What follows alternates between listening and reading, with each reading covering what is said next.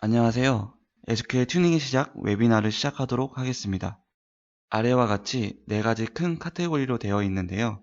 SQL 튜닝의 시작, 서브 쿼리와 성능 문제 이해하기, 스칼라 서브 쿼리의 이해와 특성 이해하기, 위드절에 대한 기본 내용 이해하기입니다. SQL 튜닝의 시작이라는 것은 바로 SQL 튜닝의 시작이라는 책이 있죠. 이 책의 내용을 일부 발췌해서 진행하게 되었습니다. SQL 튜닝의 시작이란 먼저 SQL의 의미를 제대로 파악하는 것이라고 할 수 있겠습니다. 예를 하나 보도록 하겠습니다. 왼쪽에 성능 문제를 가진 SQL이 있고요. 오른쪽엔 인덱스 정보가 있습니다. 그리고 아래는 실행 계획이 있습니다. 여기서 먼저 우리가 봐야 할 것은 index 언더바 DESC라는 힌트를 사용했죠.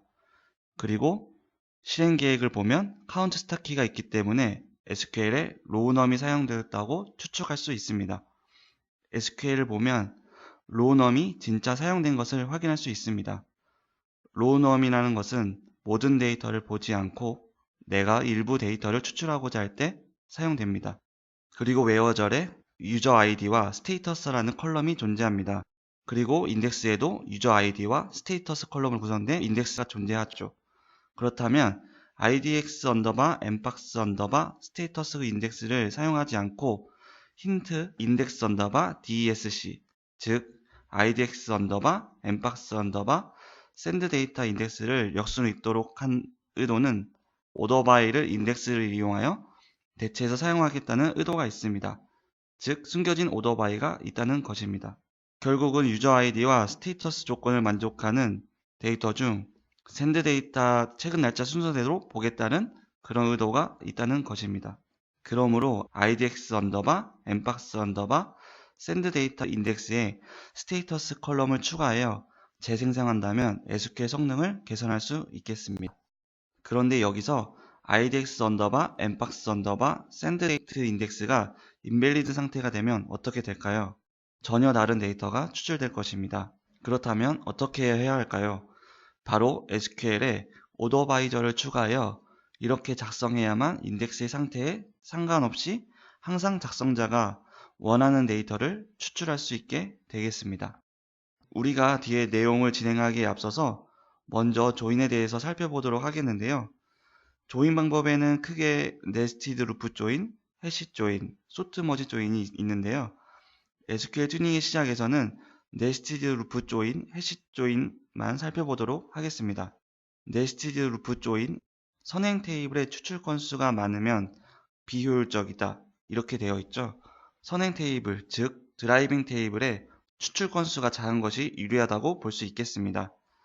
후행 테이블에서는 조인 키에 대한 조건을 활용할 수 있다. 이 말은 NL 조인에서는 선행, 후행 테이블의 조인 키에 반드시 인덱스가 있어야만 효과적으로 NL 조인을 활용할 수 있다고 볼 수 있습니다. 두 번째는 해시 조인인데요. 해시 조인은 첫 번째 특징은 선행 테이블의 추출 건수가 많아 후행 테이블을 반복적으로 탐색하면서 발생하는 비효율을 제거할 때 유리하다인데요. 이 말은 NL 조인을 사용하여 후행 테이블을 반복적으로 많은 탐색을 하는 비효율이 있다면 해시 조인으로 변경하여 비효율을 제거할 수 있다는 말과 같습니다. 두 번째 특징은 후행 테이블에서 조인 키에 대한 조건을 활용할 수 없다인데요. NL 조인은 조인 키의 인덱스가 있어야만 효과적으로 NL 조인을 수행할 수 있지만 해시 조인은 인덱스 유무와 상관없이 메모리에서 조인하기 때문에 조인 키의 인덱스가 없어도 성능의 영향은 NL 조인에 비해 적습니다. 잠깐 더 말씀을 드리면 해시 조인도 선행 테이블의 추출 건수가 적은 것이 유리한데요. 선행 테이블에 추출된 결과 집합이 메모리에 올라가서 해시의 테이블을 만들기 때문에 추출 건수가 많으면 메모리 공간을 많이 사용하기 때문입니다. 플랜을 읽는 방법은 안에서 밖으로, 위에서 아래로, 조인은 페어로, 각 오퍼레이션에 따라 라고 되어 있는데요. 아래 플랜을 보면 각 오퍼레이션마다 1, 2, 3, 4, 5 번호가 매겨져 있습니다. 이 플랜을 보고 어떻게 수행 순서가 되는지 한번 같이 보도록 하겠습니다. 실행 계획에서 중요한 게 조인이죠. 조인을 먼저 찾으면 몇 번인가요? 2번이죠. 이 SQL에서는 해시 조인이 발생하고 있는데요. 여기서는 조인 대상이 같은 레벨에 있을 때는 위에 있는 대상이 먼저 선행 테이블이 되겠습니다. 여기서는 서브 쿼리 T2 테이블이 선행 테이블 선택이 되었네요. 그런데 여기 인덱스가 있죠?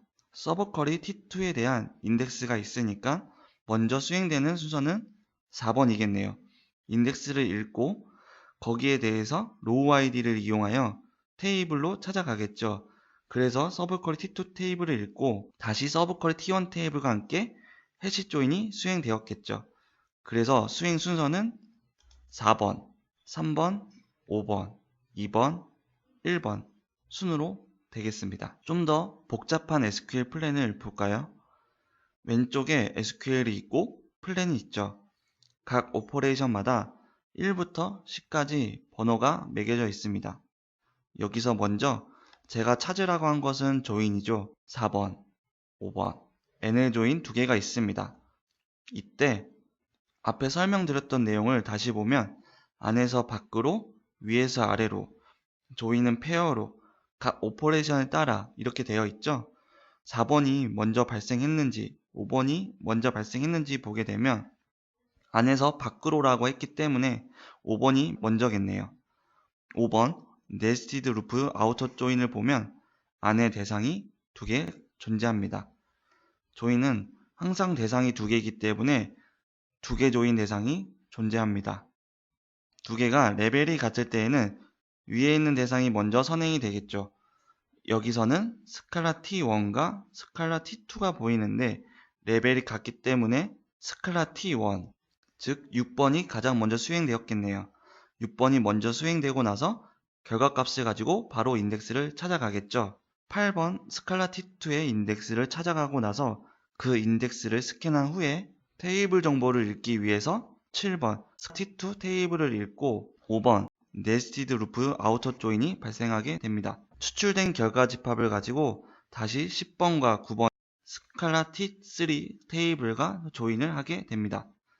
그렇게 해서 4번까지 조인이 2번 발생하게 되었습니다. 모든 조인이 수행된 후에 3번 오더 바이가 수행되었고 이것이 2번 뷰로 풀렸죠. 맨 마지막에 로우넘 조건으로 인해 1번 카운터 스타키 오퍼레이션이 수행되었습니다. 그래서 수행 순서를 최종적으로 보게 되면 6번, 8번, 7번, 5번, 10번, 9번, 4번, 3번, 2번, 1번 순으로 수행된 것을 볼 수 있겠습니다. 다음은 트레이스 분석 방법입니다. 10046 트레이스를 뜨면 화면과 같이 출력이 되는데요. 위에서 수행한 SQL이 출력되고 중간에는 수행된 SQL의 썸머리된 리소스 사용량을 볼 수 있습니다.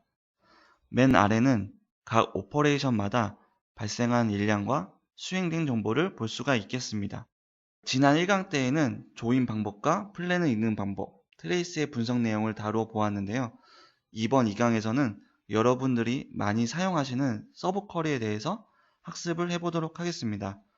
서브 쿼리의 원리와 동작 방식, 그리고 사례를 통해서 어떻게 SQL의 성능을 개선할 수 있는지 함께 학습을 해보도록 하겠습니다. 서브 쿼리에 대한 기본 내용을 이해하고 서브 쿼리란 무엇인지, 서브 쿼리의 동작 방식을 이해하고 서브 쿼리 실행 계획 제어하기에 대해서 학습해 보도록 하겠습니다. 서브 쿼리란 웨어절의 비교 조건으로 사용되는 셀렉트 쿼리를 의미합니다. 집합적인 사고를 필요로 하는 조인보다는 절차적이므로 사용하기가 쉽습니다. 하지만 무분별하게 남용하여 사용할 경우에는 성능 문제가 발생할 확률이 높기 때문에 주의해야 합니다. 크게 서브 쿼리를 사용할 때 왼쪽의 사용 패턴 1과 오른쪽의 사용 패턴 2로 나눌 수 있는데요.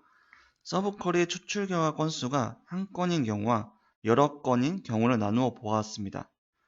사용 패턴 1과 같이 서브 쿼리의 추출 결과 건수가 반드시 한 건인 경우에는 서브 쿼리가 먼저 수행되고 이후 메인 쿼리가 수행되는 실행 계획이 세워지고 사용 패턴 2와 같이 서브 쿼리의 추출 결과 건수가 여러 건인 경우에는 옵티마이저의 판단에 의해서 서브 쿼리와 메인 쿼리의 수행 순서가 정해집니다.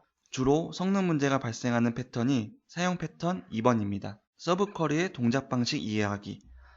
서브 쿼리의 동작 방식에는 크게 두 가지 방식이 있습니다.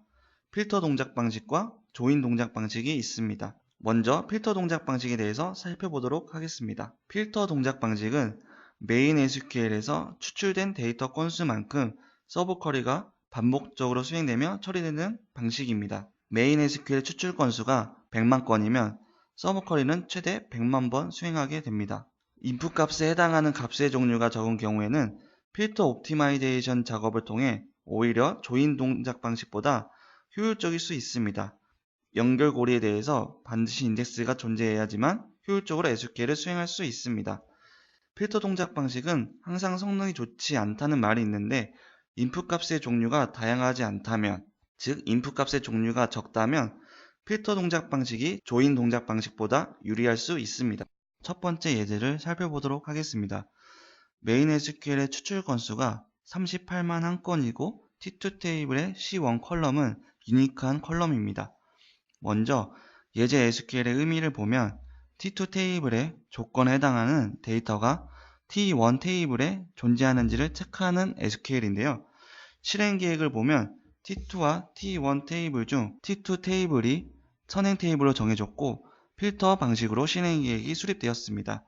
T2 테이블에 해당하는 오퍼레이션을 보면 테이블 풀스캔한 결과 건수가 38만 한 건 추출되었고 건수만큼 필터링이 발생하였는데 T1 테이블에 서브쿼리 언더바 T1 언더바 IDEX 언더바 01이라는 인덱스를 스캔한 최종 결과 건수가 23만 한 건이 되겠습니다. 결국 T2 테이블의 추출 건수만큼 T1 테이블에 서브쿼리 언더바 T1 언더바 IDEX 언더바 01 인덱스가 반복 수행되었다는 것입니다. 중간 부분에 SQL의 최종 일량을 보면 쿼리라는 항목이 있는데요. 이 지표는 오라클의 메모리에서 읽은 블록의 개수를 의미합니다. 이 SQL을 수행하면서 총 115만 6,653 블록을 읽었네요. 실행 계획의 CR이라는 지표는 각 오퍼레이션의 수행 시 발생한 오라클 메모리에서 읽은 블록량을 의미하는데 실행 계획의 마지막 부분이 서브쿼리 언더바 T1 언더바 IDEX 언더바 01 인덱스를 읽으면서 114만 3 블록을 읽었습니다. 이는 SQL 수행 시 발생한 총 블록량의 98% 이상을 차지하고 있어 이 부분 때문에 SQL 성능이 떨어지는 것을 알 수 있습니다. 즉, 대부분의 비효율이 필터 과정에서 발생했다고 볼 수 있습니다.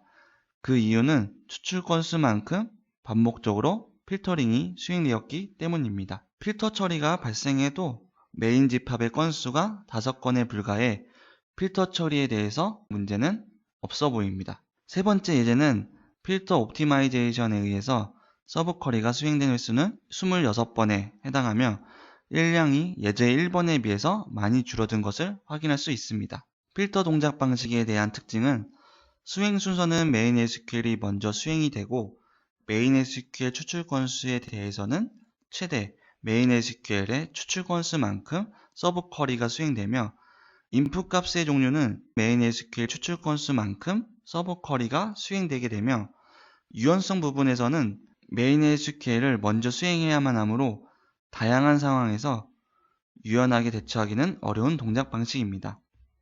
즉, 다시 말해서 실행 계획이 고정되어 무조건 메인 SQL이 수행되고 이후에 서브 쿼리가 수행되는 동작 방식이라고 볼 수 있겠습니다.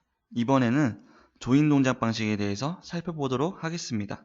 조인 동작 방식은 필터 동작 방식에 비해 유연한 대처가 가능하며 조인 방법, 조인 순서를 성능에 유리한 것으로 선택할 수 있습니다. 필터 옵티마이제이션 효과를 이용할 수 없기 때문에 인풋 값이 동일한 값이 많다면 필터 동작 방식이 유리할 수 있습니다. 조인 동작 방식은 조인 방법, 조인 순서의 선택이 가능하며 상황에 따라 유연한 처리가 가능하지만 조인 방식이 항상 유리하지만은 않습니다. 예제를 통해 서브 쿼리의 조인 방식에 대해서 학습을 해보도록 하겠습니다. 필터 동작 방식으로 수행되어 성능 문제가 발생한 SQL입니다. 실행 계획을 보시면 메인 SQL의 서브 쿼리 T2 테이블의 추출 건수가 221건이며 동작 방식이 필터 동작 방식으로 수행되었기 때문에 메인 SQL의 추출 건수 221번만큼 서브 쿼리 T1 테이블을 찾아가게 됩니다. 여기서 서브 쿼리 T2와 서브 쿼리 T1의 테이블의 연결고리는 t1.c6 컬럼과 t2.c3 컬럼이 되겠습니다.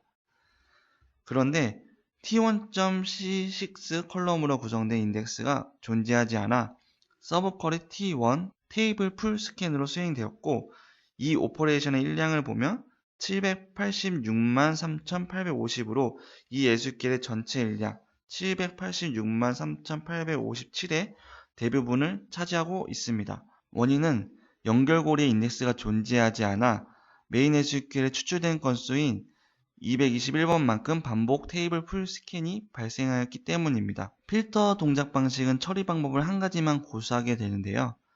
앞에서 얘기했듯이 메인 SQL이 먼저 수행된 후 이후에 서브 쿼리가 수행되었을 때 서브 쿼리의 인덱스가 존재하지 않아 메인 SQL의 결과 건수만큼 서브 쿼리를 테이블 풀 스캔한 예제입니다.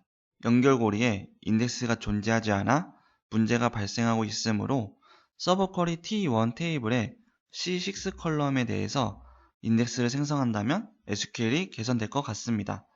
하지만 SQL의 수행 빈도를 조사해 본 결과 하루에 1회 혹은 한 달에 1회로 SQL의 수행 빈도가 낮은 SQL이어서 인덱스 생성하는데 부담스러울 수 있습니다.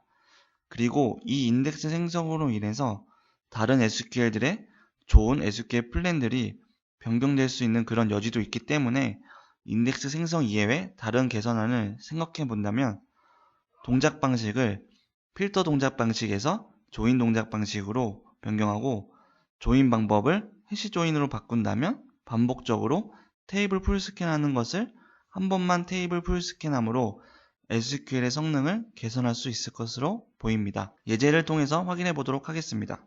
서브 쿼리의 동작 방식을 조인 방식으로 변경하기 위해 onNest라는 힌트를 사용하였고, 조인 방법을 해시 조인으로 하기 위해 해시 언더바 sj라는 힌트를 사용하였습니다. 아래 실행 계획을 보면 필터 동작 방식이 해시 조인 세미 방식으로 변경되었고, 서브 쿼리 집합이 한 번만 테이블 풀 스캔하면서 앞에 보았던 221번의 반복적인 테이블 풀 스캔이 사라지고 해시 조인에 의해서 한 번만 수행된 동작 방식입니다. 일량도 앞에 비해 37,417로 개선된 것을 확인할 수 있습니다. 서브 쿼리의 동작 방식을 제어하는 힌트를 보자면 no 언더바 onNest 힌트는 서브 쿼리를 필터 방식으로 유도하는 힌트고요. 아래는 그 반대의 성격을 가진 onNest 힌트는 조인 방식으로 유도하는 힌트가 되겠습니다. nl 언더바 sj는 조인 동작 방식 중에 네스티드 루프 조인 세미로 유도하는 힌트가 되겠고요. 해시 언더바 sj는 조인 동작 방식 중에 해시 조인 세미로 유도하는 힌트가 되겠습니다. nl 언더바 aj는 안티 조인일 때 사용하며 네스티드 루프 조인 안티로 유도할 때 사용하는 힌트며, 해시 언더바 aj는 해시 조인을 안티로 유도하는 힌트가 되겠습니다. 아래 ordered라는 힌트를 볼 수 있는데 from 절에 나열된 순서대로 조인 순서를 정하는 힌트인데요. 서브 쿼리가 존재한다면 서브 쿼리가 가장 먼저 수행이 되겠습니다. qb 언더바 name이라는 힌트는 오라클 텐지 버전 이상부터 사용할 수 있는 힌트로 쿼리 블록 네임을 사용자가 지정할 수 있습니다. swap 언더바 join 언더바 infs라는 힌트는 해시 아우터 조인과 같은 순서가 고정된 상황에서 조인 순서를 바꾸도록 유도하는 힌트입니다. 조금 더 말씀을 드리면 아우터 조인은 순서가 고정되어 있기 때문에 아우터, 즉 기준이 되는 대상이 드라이빙 집합이 되고, 아우터 조인 대상이 되는 테이블은 항상 후행 테이블이 되어야 하지만 해시 아우터 조인의 경우 swap 언더바 join 언더바 infs 힌트를 통해 조인 순서를 변경할 수 있습니다. 아래 no 언더바 swap 언더바 join 언더바 infs 위와 반대되는 힌트이고요. push 언더바 서브 qu는 서브 쿼리가 먼저 수행되도록 유도하는 힌트입니다. 서브 쿼리 실행 계획을 한번 제어해 보도록 하겠습니다. 예제 SQL을 보면 1번 문제, 예제 SQL을 필터 동작 방식으로 수행하도록 제어하기 위해서는 no 언더바 onNest 사용해야 하고요. 2번 문제, 예제 SQL을 네스티드 루프 세미 조인 동작 방식으로 수행하도록 제어하기 위해서는 onNest 힌트를 사용하여 조인 동작 방식으로 수행하도록 하고 nested loop스 세미 조인으로 수행하기 위해 nl 언더바 sj 힌트를 사용해야 합니다. 3번 문제.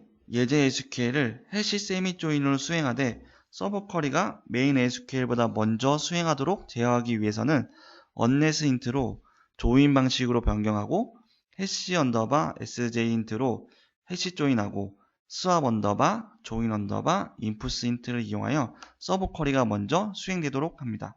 4번 문제.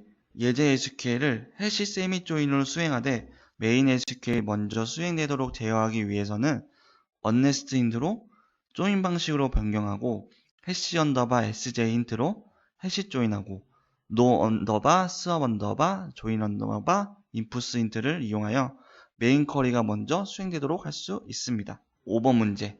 onNest 힌트를 사용하여 조인 방식으로 서브 쿼리를 수행하되 qb 언더바 네임 힌트를 통해서 쿼리 블록 네임을 지정하고 리딩 힌트를 통해 내가 원하는 쿼리 블록을 선행으로 수행할 수 있습니다.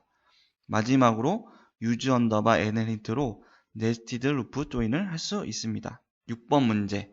예제 SQL을 해시 조인으로 수행하되 서브 쿼리로부터 수행하도록 제어하기 위해서는 onNest 힌트를 사용하여 조인 방식으로 서브 쿼리를 수행하고 qb 언더바 네임 힌트를 통해서 쿼리 블록 네임을 지정하고 리딩 힌트를 통해 내가 원하는 쿼리 블록을 선행으로 수행할 수 있습니다.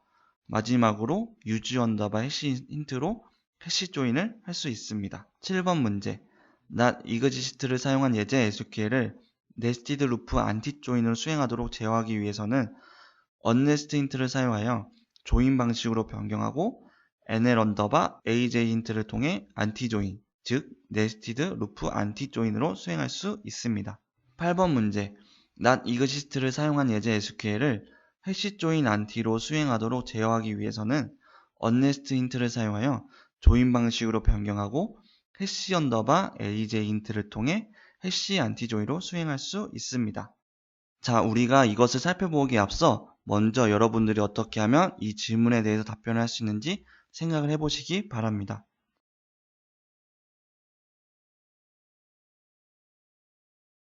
자, 생각해 보셨나요? 그럼 같이 한번 해보도록 하겠습니다.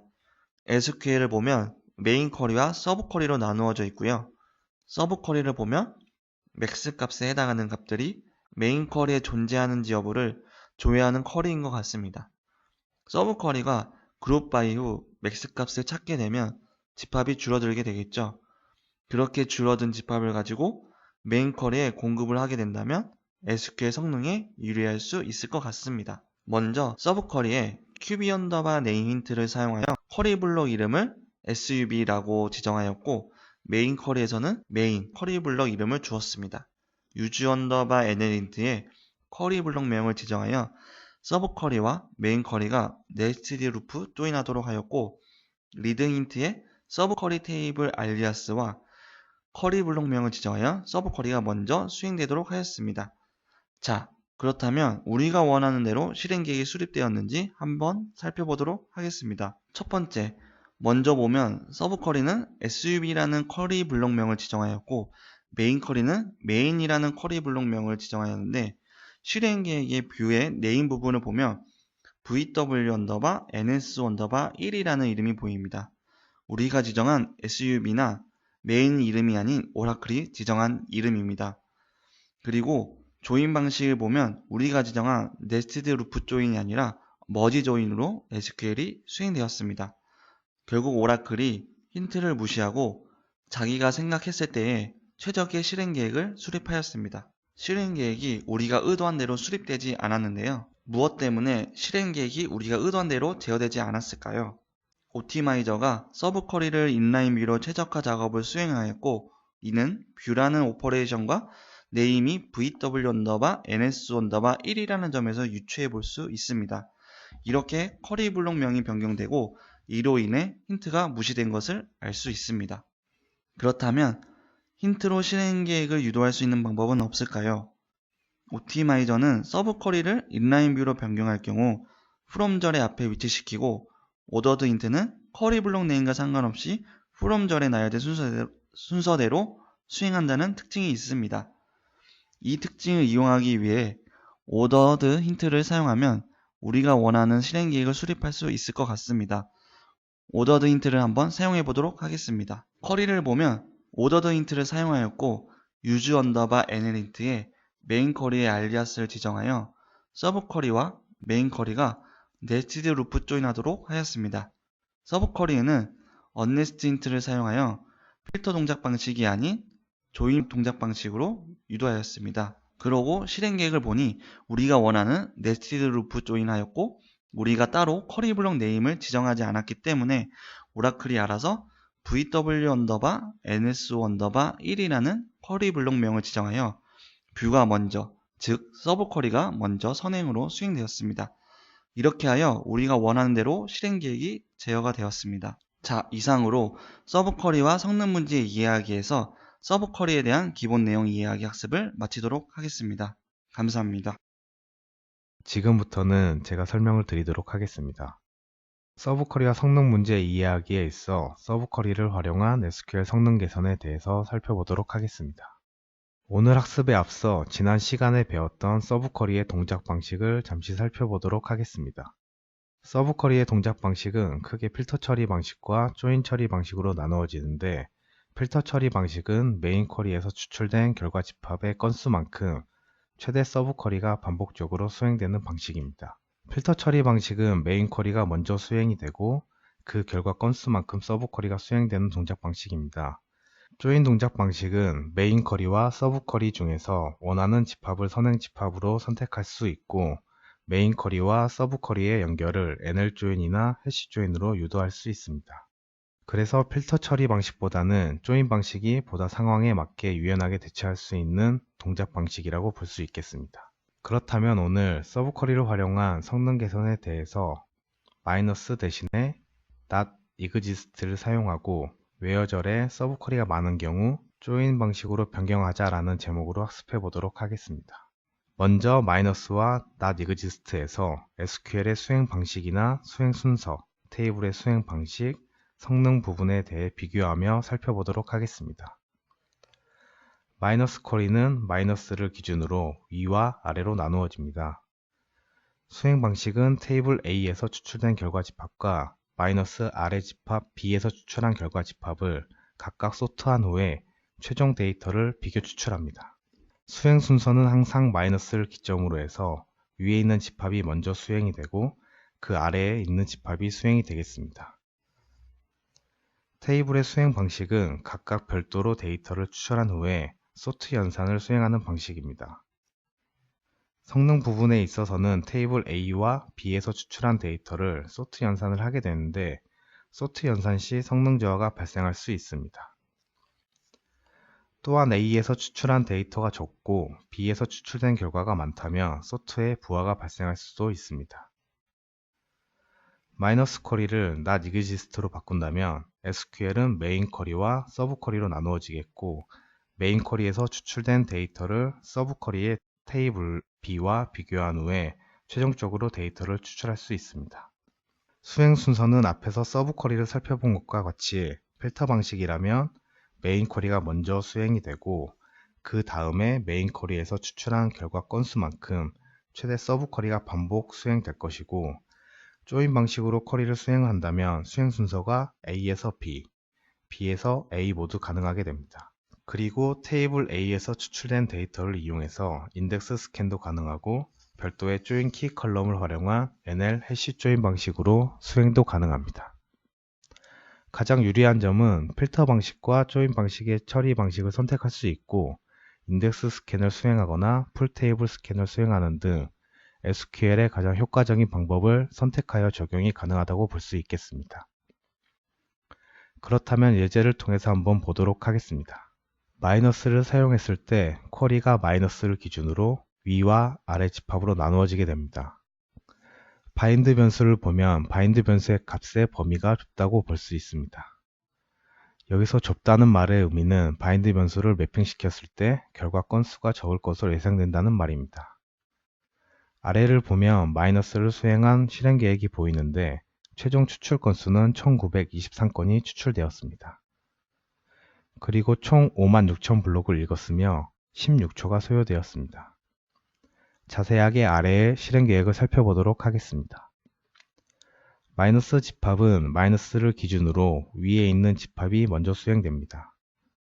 선행 집합의 추출 결과에 대해 소트를 수행하고 마이너스 아래의 집합도 추출 후 소트를 수행합니다. 즉, 각각 소트가 발생 후에 마이너스를 하게 됩니다. 그래서 마이너스된 최종 결과 건수가 1923건이 되었습니다.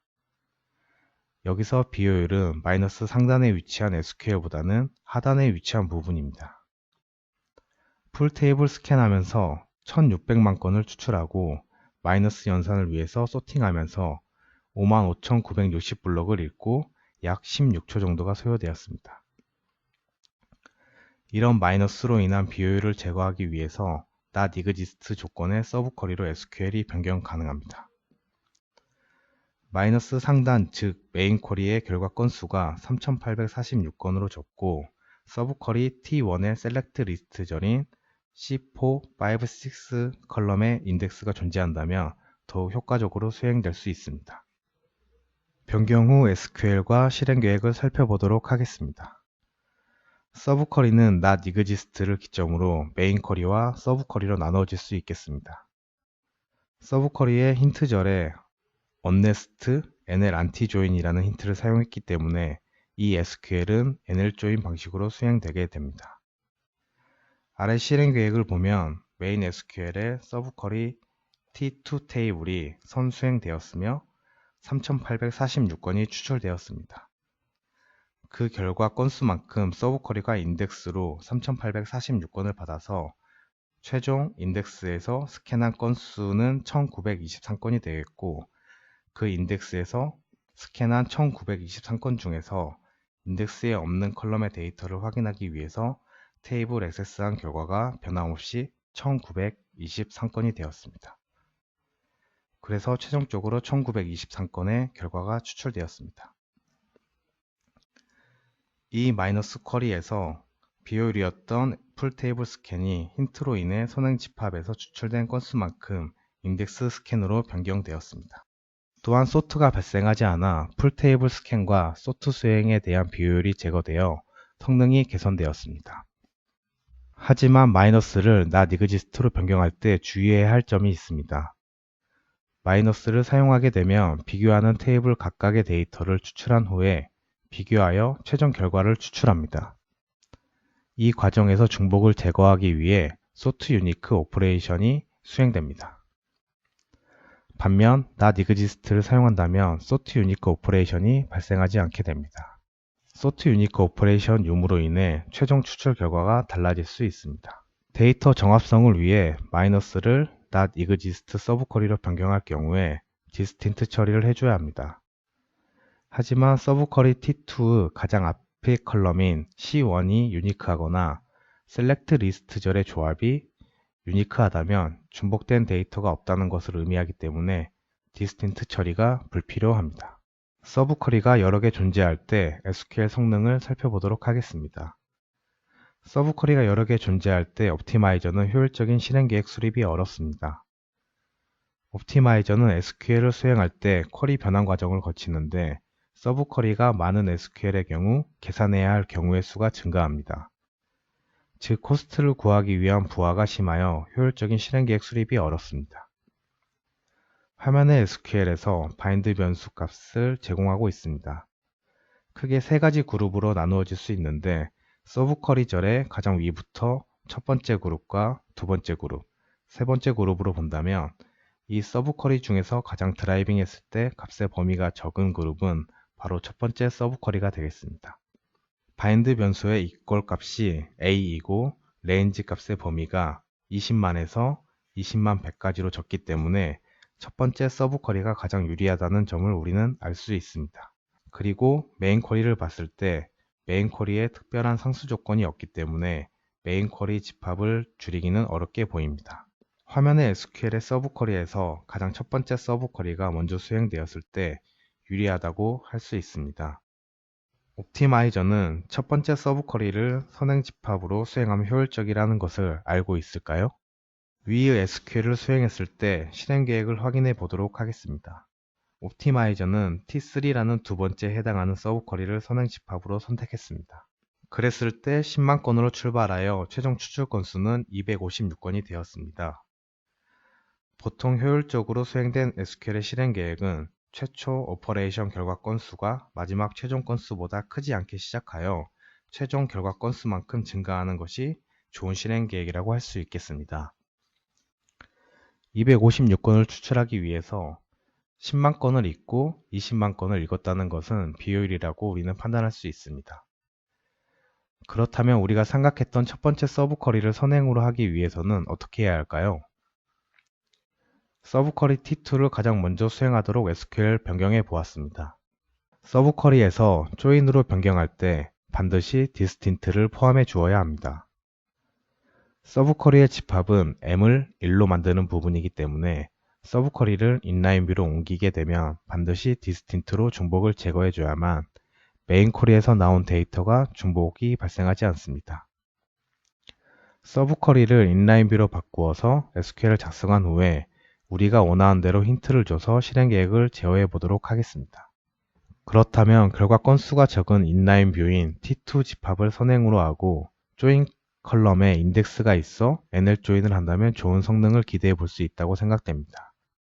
리딩 힌트를 줘서 T2를 선수행시키고 거기에서 나온 데이터의 건수가 많지 않기 때문에 T2와 T1의 조인 방식을 NL 조인으로 유도하였습니다. 그렇다면 여기서 실행 계획을 살펴보도록 하겠습니다. 서브 쿼리 T2를 가장 먼저 수행하도록 SQL을 변경한 후에 트레이스 결과는 각각 조인이 3번 발생하였고 이 3번의 조인 중에서 가장 안쪽에 있는 조인이 가장 선수행된 테이블 간의 조인이라고 할 수 있겠습니다. 조인의 대상은 항상 2개가 되겠고 각각 대상 중에선 위에 있는 집합이 가장 먼저 선행으로 시작되었습니다. 그렇다면 우리가 힌트에서 줬듯이 서브 쿼리 T2 인라인 뷰로 변환한 부분이 실행이 되고 디스틴트로 인해서 해시 유니크라는 오퍼레이션이 발생했습니다. 서브 쿼리를 인라인 뷰로 변형했기 때문에 뷰라는 오퍼레이션이 발생했습니다. 그래서 뷰를 수행한 결과가 총 4건이 추출되었습니다.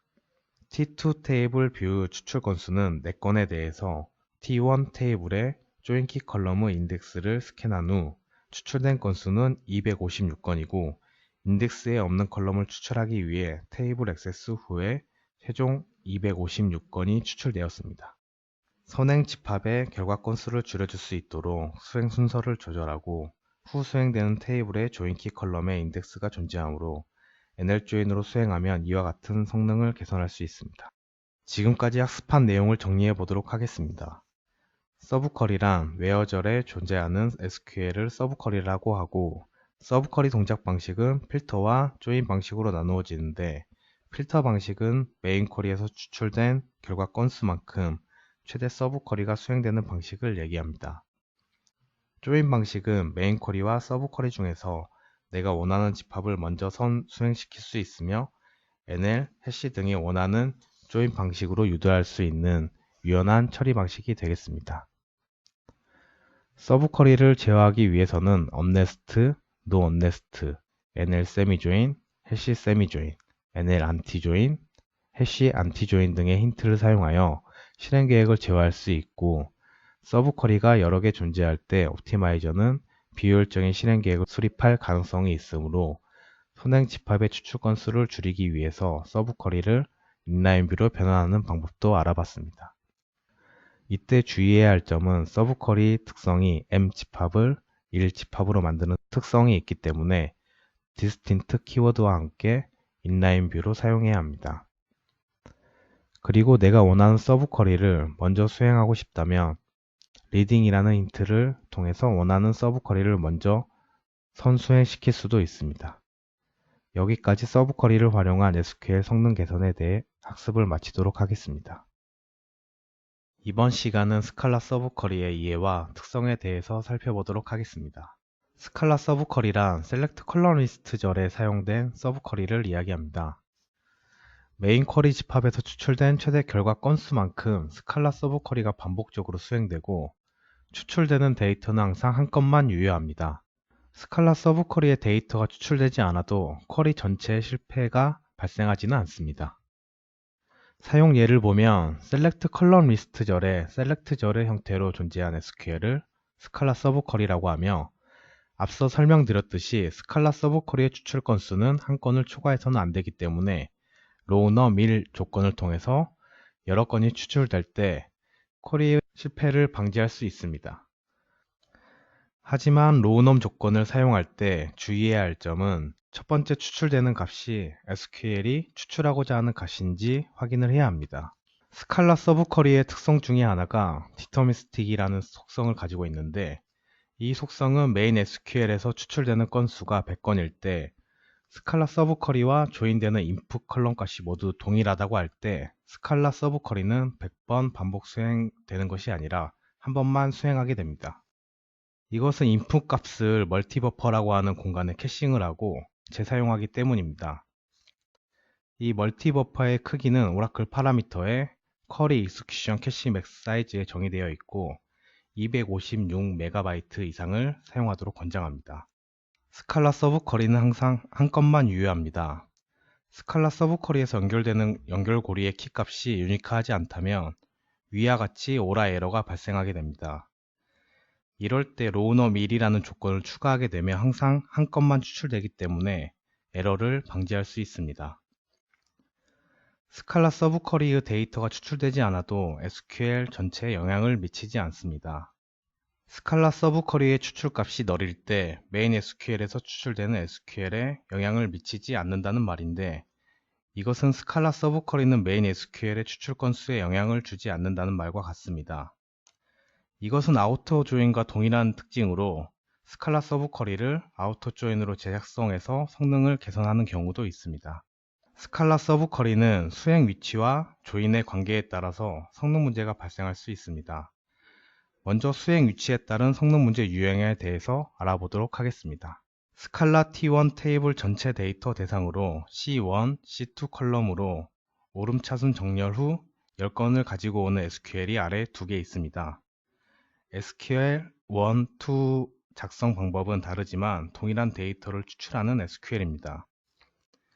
SQL 1번의 경우 수행 위치가 가장 안쪽에 위치하고 있고 SQL 2번의 경우 가장 바깥쪽에 위치하고 있는 차이가 있습니다.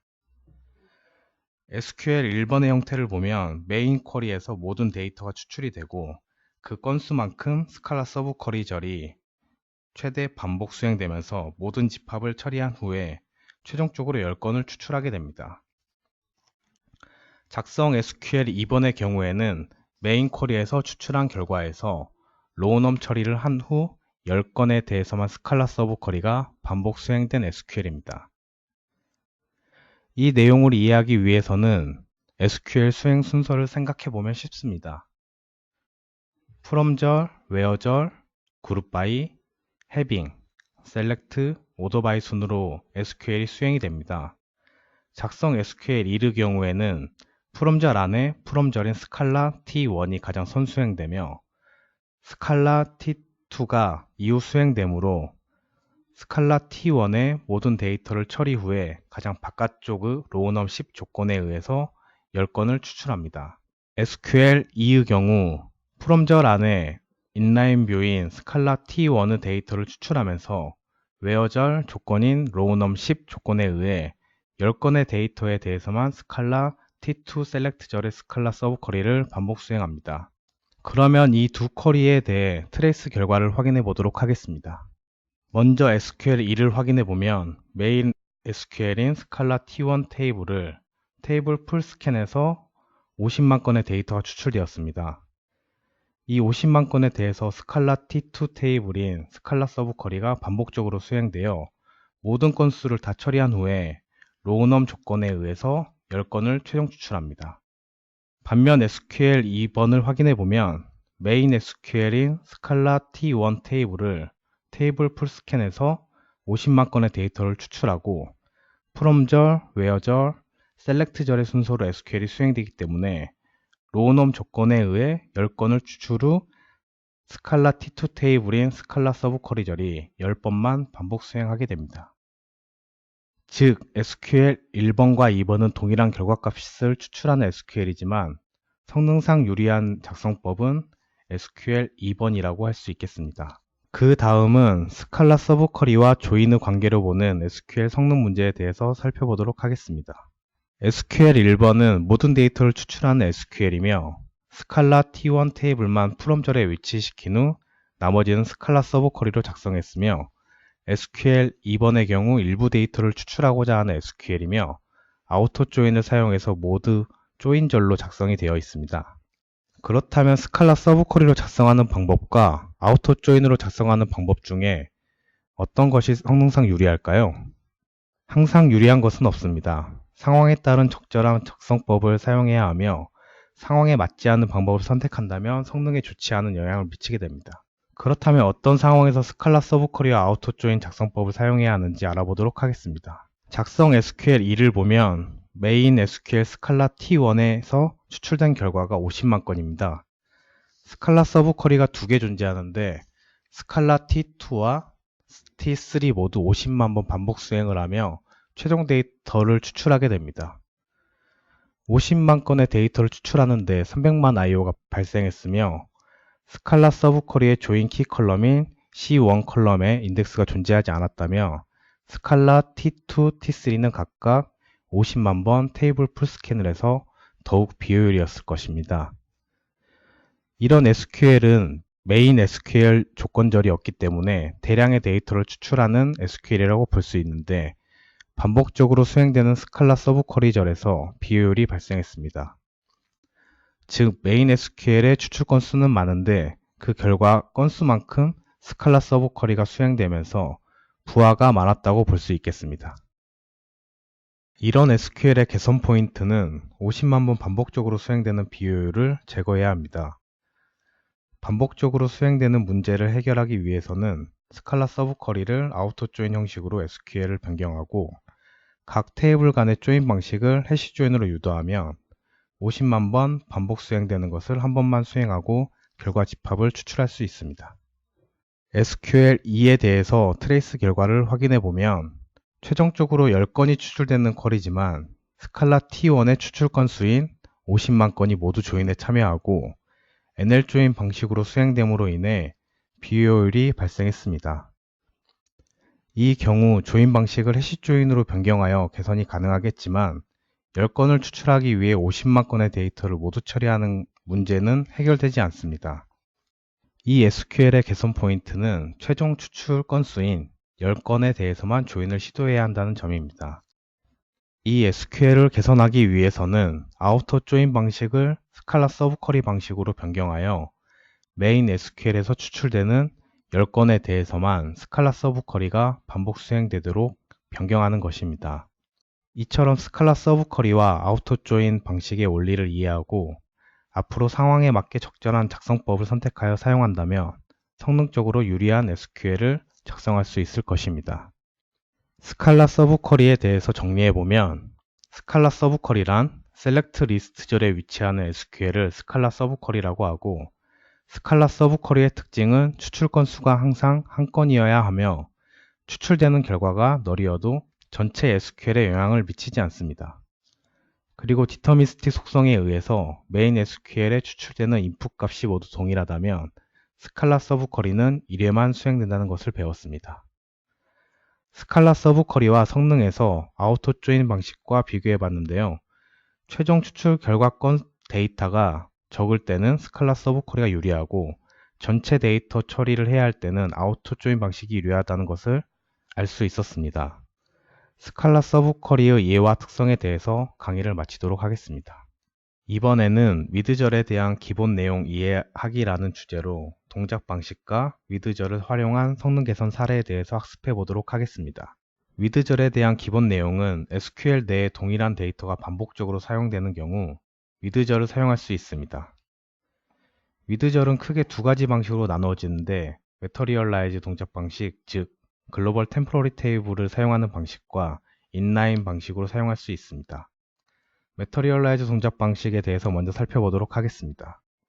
위드절은 이와 같이 사용할 수 있는데 항상 가장 상단에 사용할 것을 권장하며 콤마로 구분해서 여러 개의 위드절을 하나의 SQL에 작성할 수 있습니다. 위드절이 포함된 SQL을 보면 T1 테이블의 결과 집합을 T_T1이라고 선언하고 T2 테이블의 결과 집합을 T_T2라고 선언했습니다. 그리고 아래 main SQL절에서 with절에 정의된 테이블 T_T1과 T_T2를 호출하고 있습니다. with절 T_T1, T_T2를 각각 한 번씩 호출하게 되면 어떻게 될까요? Materialize 방식은 글로벌 템포러리 테이블을 사용하는데 실행 계획에서는 글로벌 템포러리 테이블을 사용하지 않고 각각 테이블을 풀스캔한 후에 해시 조인을 실행했습니다. 결과적으로 Materialize 방식으로 수행되지 않았다고 볼 수 있습니다. 오라클 힌트로 with절에 정의된 쿼리에 Materialize 힌트를 주고 실행 계획을 확인해 보면 temp table transformation이라는 오퍼레이션을 확인할 수 있는데 이것은 with절에 정의된 쿼리가 Materialize 방식으로 실행되었다는 것을 알 수 있습니다. 이때 쿼리는 main SQL 수행 시 with절의 쿼리로 result set을 만들고 그 결과값을 글로벌 템포러리 테이블에 입력한 후 main SQL로 수행하게 됩니다. Materialize 동작 방식에 이어 inline 동작 방식에 대해서 살펴보도록 하겠습니다. main SQL절에서 T_T1, T_T2를 각각 2번 이상 호출하게 되면 어떻게 될까요? 실행 계획에서 보면 temp table transformation operation이 발생한 것을 보아 Materialize 방식으로 수행되었다는 것을 알 수 있습니다. 여기서 알 수 있는 점은 일반적으로 오라클은 with절에 사용된 집합이 2번 이상 사용하게 되면 Materialize 방식으로 동작하게 됩니다. inline 방식으로 동작하게 유도하려면 어떻게 해야 할까요? with절에 inline 힌트를 사용하면 됩니다. inline 동작 방식은 글로벌 템포러리 테이블을 사용하지 않고 from절에서 호출된 수만큼 테이블을 수행하게 됩니다.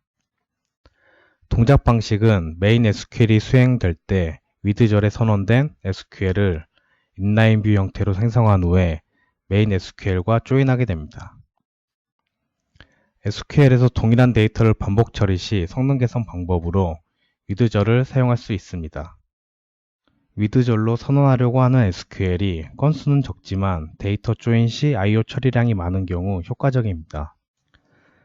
with절의 Materialize 동작 방식은 글로벌 템포러리 테이블에 저장하고 저장된 데이터를 재사용하는 방식이기 때문에 SQL 성능 개선 및 I/O 처리량을 감소시킬 수 있습니다. 하지만 with절의 결과 건수가 많다면 글로벌 템포러리 테이블에 저장하는 비용이 증가하여서 성능에 악영향을 미칠 수 있습니다. SQL 성능 개선을 위한 with절 활용하기에서 뷰 프리디케이팅 성능 문제를 제거하기 위해서 with절을 사용할 수 있습니다.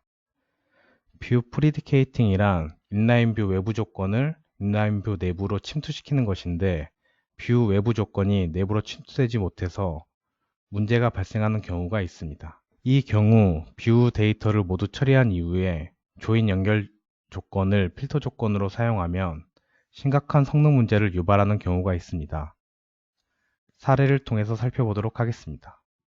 화면의 SQL을 보면 T2와 T3가 아우토 조인이므로 with_T1이 먼저 수행되었고 T1과 조인 연결 컬럼인 T2, T3 테이블의 C1 컬럼 값은 각각 유니크하다고 했을 경우 SQL 실행 계획을 확인해 보도록 하겠습니다.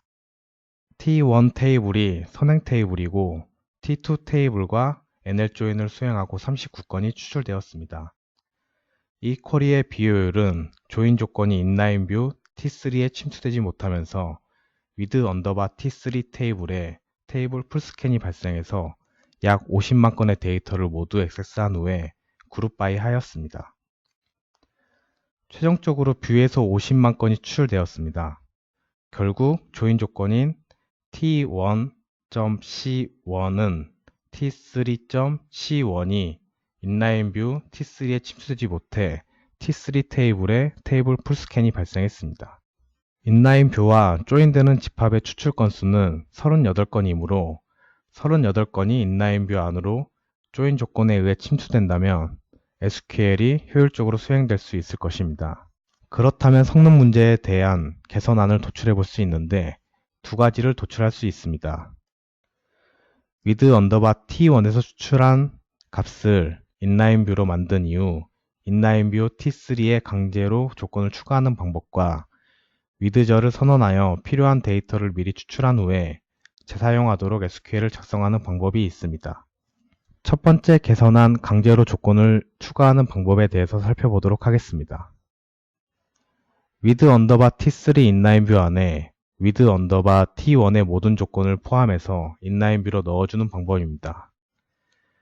with T1 inline뷰 안에서 38건을 추출한 후 T1.C1은 T3.C1 조건에 의해 38건만 with T3와 조인하여 T3.C1 인덱스를 활용한 NL 조인으로 유도하기 위해 reading 그리고 use NL 힌트를 추가했습니다. 수정한 SQL의 실행 계획을 보면 앞서 with T3 테이블 풀스캔이 인덱스를 활용한 NL 조인 방식으로 변경되어 보다 효율적인 실행 계획이 수립되었습니다. 두 번째 개선안은 첫 번째 개선안에서 더 효율적인 방법으로 유도하는 방식으로 with절을 선언하여 필요한 데이터를 미리 추출한 후 재사용하도록 SQL을 작성하는 방법입니다. 첫 번째 개선안에서 with T1 테이블을 with T3에 있는 inline뷰 안에 추가로 넣어줬기 때문에 동일한 테이블을 두 번 있게 됩니다. 이럴 때 with절을 사용하여 동일한 데이터를 추출하는 테이블의 결과셋을 with절로 선언하고 아래 메인 SQL에서 재사용하도록 하면 개선한 1에 비해서 더 효율적으로 SQL이 수행되도록 할 수 있습니다. 이때 아까 말씀드렸던 materialize 동작 방식으로 수행되어야 하므로 힌트절의 materialize라고 선언해 줘야 합니다. 이로 인해 동일한 테이블의 중복 액세스를 제거하여 가장 효율적으로 SQL이 수행됩니다. 두 번째 개선안의 실행 계획을 보면 상단의 with절을 수행한 부분이 확인이 되고 결과 집합을 글로벌 템포러리 테이블에 저장해서 재사용한 sys_temp 부분을 확인할 수 있습니다. 이로 인해 with절이 materialize 동작 방식으로 수행이 되었고 중복 액세스가 제거되어 효율적으로 수행되었다고 할 수 있겠습니다. 다음으로 계층 쿼리의 데이터를 최소화하기 위해서 with문을 사용할 수 있습니다. 화면의 쿼리를 보면 계층형 쿼리로 start with와 connect by가 존재합니다. 점선의 inline뷰 데이터가 추출되며 계층형 구조로 start with 구문과 connect by를 한 후에 최종 결과 집합이 추출됩니다.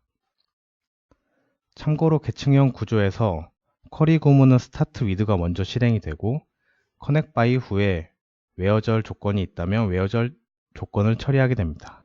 inline뷰 안에 데이터가 먼저 실행되어 group by를 한 후에 해빙절이 수행된다면 데이터가 줄어들게 되고 후에 start with와 connect by가 수행이 되면 효과적이겠지만 옵티마이저의 미스로 start with와 connect by를 수행한 후에 group by를 수행하였다면 비효율적으로 쿼리가 수행되었다고 볼 수 있겠습니다.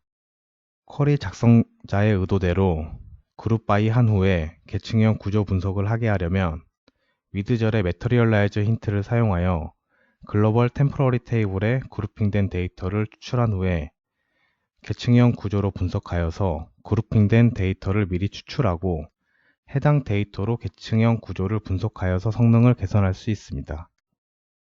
with절 사용 시 주의점입니다. 동시성이 높은 SQL을 materialize 방식으로 수행한다며 컨트롤 파일 sequential read wait 이벤트가 빈번하게 발생할 수 있고 이로 인해서 성능이 저하될 수 있습니다. with절의 결과 건수가 많은 경우에는 materialize 방식으로 수행된다면 글로벌 템포러리 테이블에 많은 데이터를 저장해야 하고 읽어야 하기 때문에 부하가 발생할 수도 있습니다. 그리고 with절은 SQL의 가장 앞에 위치시키는 것이 SQL의 데이터 정합성이 훼손될 여지를 막을 수 있습니다. 마지막으로 with절 동작 방식을 결정짓는 힌트인 materialize와 inline 힌트를 함께 명시해야 합니다.